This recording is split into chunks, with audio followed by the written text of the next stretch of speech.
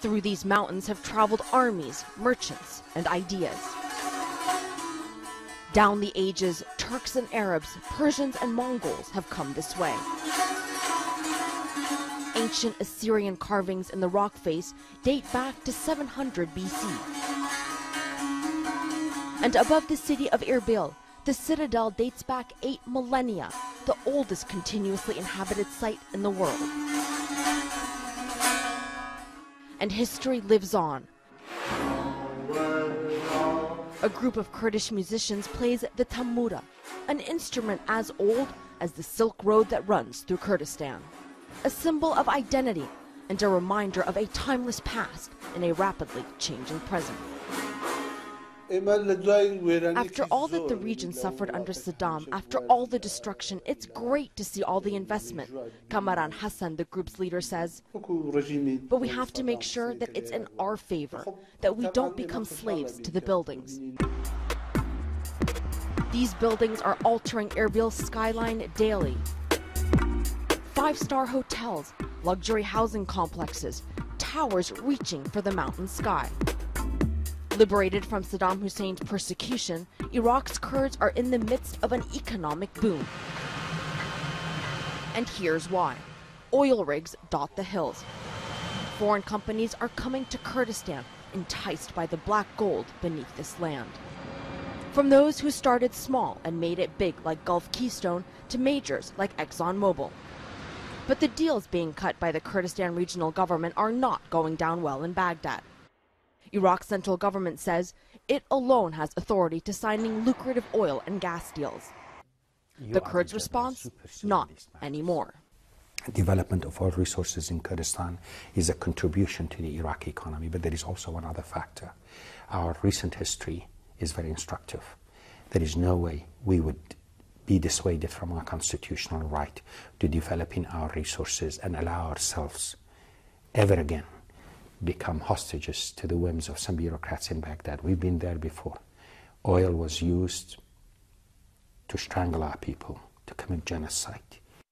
In the late 1980s, Saddam Hussein led a vicious campaign against the independent-minded Kurds, forcibly displacing them from their homes, replacing them with Arabs. Entire villages were razed to the ground. Others, like Halabja, gassed with deadly chemical agents.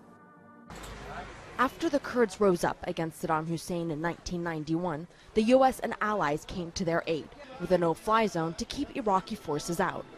Kurdish militia, known as Peshmerga, joined American troops during the 2003 U.S.-led invasion of Iraq. Now, the Kurds boast that their region is the other Iraq. Safe, peaceful, stable. Welcome, welcome.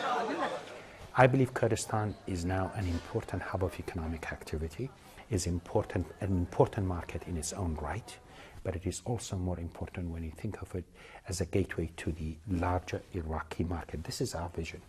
We want Kurdistan to be the indispensable link of trade and commerce, economic cooperation among our neighbors.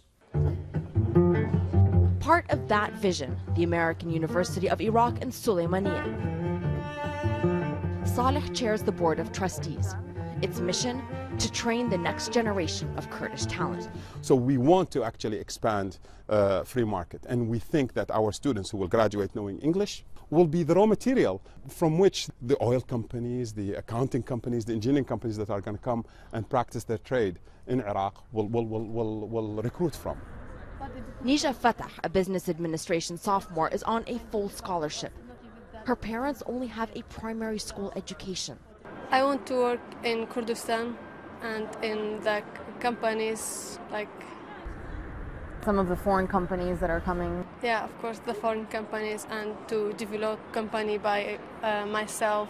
I like it so much.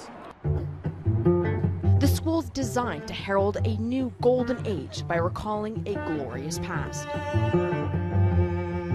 The basic idea behind the architecture is that Iraq is the bedrock of Western civilization. It's where Abraham was born, it's where writing was invented. And so out of the bedrock of Western civilization rises the solid sandstone on which our culture is built. A culture confident of its future. Arwa Damon, CNN, in the region of Kurdistan in northern Iraq.